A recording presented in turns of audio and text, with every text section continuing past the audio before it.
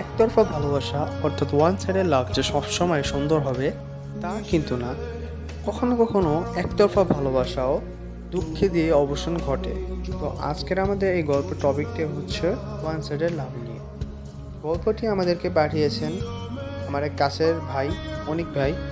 সে তো লাইফ স্টোরিটি আমার কাছে পার্সোনালি শেয়ার করেছেন। কণ্ঠে রয়েছি আমি আনাস। তিনি যেভাবে বলেছেন আমি সেভাবেই আপনাদের কাছে এক্সপ্লেইন করছি। আসসালামু আলাইকুম সবাইকে। আমি হচ্ছি অনিক এবং আমার প্রিয় মানুষটির নাম হচ্ছে মায়েশা।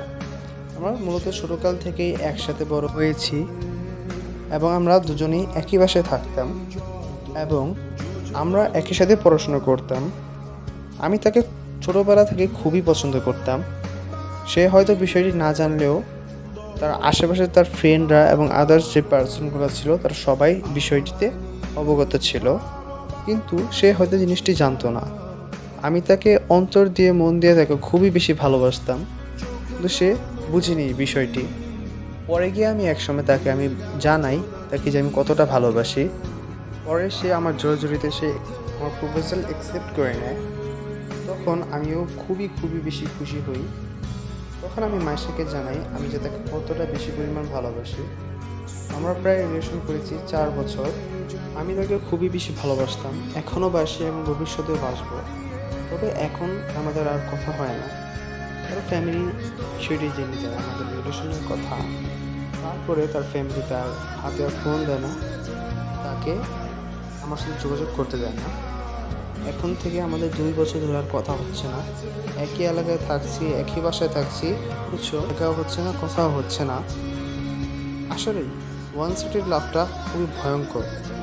এখন জানি না সে আমাকে কি ভালোবাসে কি না। আমি জানি না আমার জন্য কি তার ভিতরে রিয়েল ফিলিংসটা কি ছিল নাকি, কিন্তু সত্যি বলছি আমি যে তাকে অন্তর দিয়ে ভালোবেসেছিলাম, এখনও ভালোবাসি, ভবিষ্যতে ভালোবাসবো এবং মৃত্যুর আগ পর্যন্ত তাকে শুধু ভালোবেসে যাব। ইতি তোমার পাগল।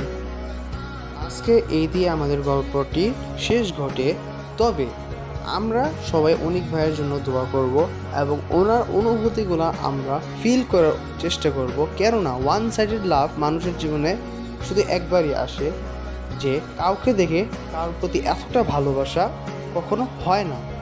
তো আমরা সবাই অনিক ভাইয়ের জন্য দোয়া করব এবং মায়েশার জন্য দোয়া করব।